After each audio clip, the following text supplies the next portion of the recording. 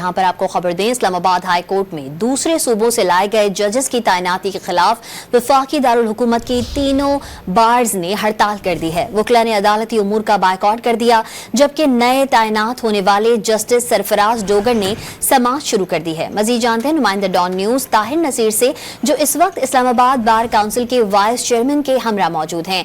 जी ताहिर, बताइएगा क्या कहना है वाइस चेयरमैन का?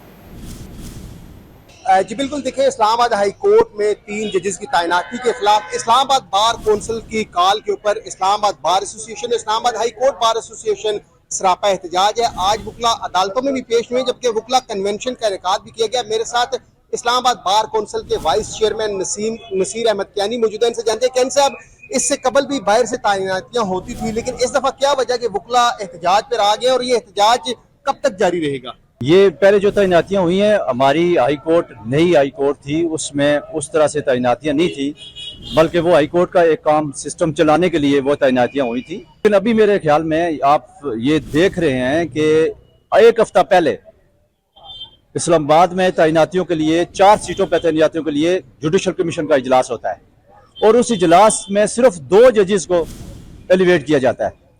वो ये बदनीति थी जुडिशल कमीशन की। मैं समझता हूँ ये 10 फरवरी तक हमारा एहतजाज जारी रहेगा, जब तक ये जुडिशल कमीशन का इजलास होता है।